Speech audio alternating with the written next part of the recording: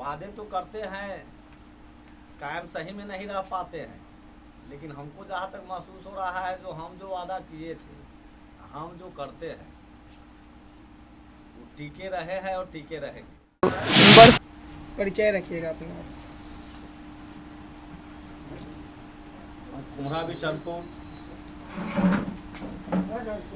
पंचायत के प्रादेशिक क्षेत्र संख्या 28 के प्रत्याशी, मुखिया प्रत्याशी उषा देवी के पति हुए। प्रतिनिधिकर्ता आप हो गए। ठीक। मुखिया पद के लिए हाँ। मुखिया ही पद की और भी अन्य पद था, उनको न चुनकर मुखिया पद चुनने का उद्देश्य क्या है? ग्राम पंचायत में मुखिया पद जो होता है वो सर्वोपरि माना गया हुआ है। जैसे पंचायत के प्रथम नागरिक के रूप में भी देखा जाता है, और पंचायत के विकास के लिए जो भी अगर फंड चाहे जो भी दायित्व अधिकांश रूप में मुखिया की जिम्मेदारी दिए हुआ है, जिसके चलते हम लोग विकास से लेकर के और अन्य वातावरणों को सुधार के ख्याल से मुखिया पद को चुने। शिक्षा नीति को लेकर आपके पंचायत में क्या स्थिति है? शिक्षा नीति को लेकर के वो तो खैर बिहार सरकार की जो व्यवस्था है उसके मुताबिक हम लोग को उनके गाइडलाइन में चलना है। एक पंचायत के प्रतिनिधि रहने के नाते, पंचायत के जनता रहने के नाते, जिनका बच्चा चाहे हमारी बच्चा हो, आपकी बच्चा हो, बच्चे हो स्कूल में जाते हैं, उन सबों को दायित्व बनता है जो स्कूल के शिक्षक के लेकर चाहे जितनी भी व्यवस्था है उनको देख रेख करें। उस रूप से देख रेख हम लोग करते हैं। थोड़ा स्तर आगे बढ़ा करके, कदम आगे बढ़ा करके भी देखना पसंद करते हैं, देखते हैं। लाख देखने के बावजूद भी जो बिहार सरकार की जो नीति है, बिहार सरकार की जो तरीका है, जो स्कूल की गाइडलाइन है, जो उसमें त्रुटि हम लोग देख रहे हैं, वो त्रुटि पंचायत के स्तर से सॉल्व होने वाला नहीं है। निगाह हम लोग ऊपर लगाते हैं जब भाई शिक्षा में सुधार होना चाहिए, लेकिन जहाँ पर शिक्षक की ज़रूरी है 5 वहाँ पर है 2, जहाँ पर 10 वहाँ पर 5। सरकार अन्य कामों में भी टीचर लोगों को लगाते हैं, तो वहाँ कहीं न कहीं तो शिक्षा में कमी है ही। और ये पंचायत क्या पूरे बिहार में ही यही हाल है। तो चलिए, उनका अपना सोच है, राजकाज चलाने की जो तरीका है उसके मुताबिक चलते हैं। हम लोगों को तो उनके अंदर के हैं, राजा है वो, तो उनके बात को अनुपालन करना जरूरी है, दायित्व भी बनता है, उसको निर्वहन करते हैं। स्वास्थ्य व्यवस्था को लेकर आपके पंचायत में क्या स्थिति है? स्वास्थ्य विभाग का जो तरीका है, जो जिला का गाइडलाइन है उसके मुताबिक चलते हैं यहाँ के लोग, और उसके मुताबिक हम लोग भी चलते हैं। आपके पंचायत में सब चीज़ मुहैया कराया जाता है? हाँ, कराया जाता है। इलेक्शन के टाइम में सभी प्रत्याशी बड़े बड़े वादे करते हैं और वो अपने वादे पे कायम नहीं हो पाते हैं।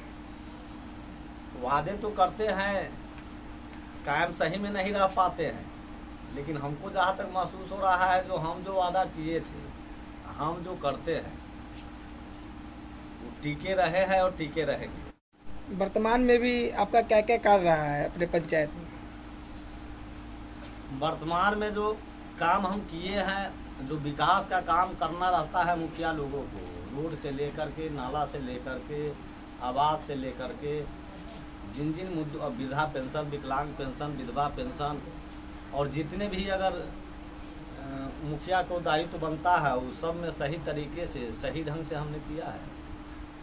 जैसे कि सभी पंचायत में ये देखा जा रहा है नल जल का कहीं कहीं काज नहीं हो पाता है पूरा, तो क्या आपके पंचायत में भी ये स्थिति बना हुआ था?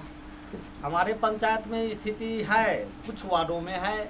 हमारे पंचायत में 18 वार्ड है, जिसमें 10 वार्ड जो है पीएचडी के तहत हुआ है, 10 उसमें चला गया, और 8 जो है पंचायत के राशि पंचायत के माध्यम से हुआ है।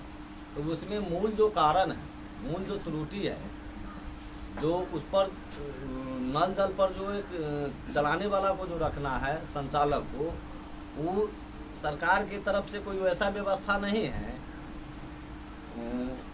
पारदर्शिता के साथ जो चलिए आप चलाइए 2 रुपया चाहे 2,000 चाहे 10,000 के प्रति महीना आपको वेतन देंगे। तो वैसे स्थिति में भाई मुखिया जी तो अकेले सब तो नहीं चला पाएंगे। कोई आदमी को कहते हैं तो कहते हैं कि भाई ठीक है इसके अलावे आप उसका रिटर्निंग क्या दे पाइएगा। तो ऊपर से तो कोई गाइडलाइन ऐसा है नहीं जो हम उसको सकार लें। और ऊपर के कोई उच्च स्तरीय नेता तो नहीं है जो हम पंचायत छोड़कर चले जाएंगे। कि मुखिया पद का चुनाव होता रहेगा, मुखिया लोग आते रहेंगे जाते रहेंगे, लेकिन वैसा जब हालात बनेंगे तो जिनको हम बोले रहेंगे तो हमको काबू में कर लेंगे कि भाई 2 साल काम किए इतना रुपया दीजिए। तो उस जगह हम क्या कर पाएंगे। तो जहाँ तक वार्ड मेंबर लोग हैं अपनी जिम्मेदारी को हम कहते हैं, अपना गाइडलाइन देते हैं, चाहे तरीका बताते हैं तो 2 घंटा 1 घंटा चलाते हैं, लेकिन बिना पैसा बिना बात को कब तक चला पाएंगे। यही कमी है उसमें। इंदिरा आवास योजना से आप अपने पंचायत में कितने आदमी को लाभ प्राप्त करवाए? 1500 से 1600 के आसपास में आवास मिला है यहाँ। कई पंचायतों में ये भी सुनने में आता है कि इंदिरा आवास योजना में 20,000 30,000 का घुसखोरी का मामला आता है। क्या आपके भी पंचायत में ऐसा किया गया था?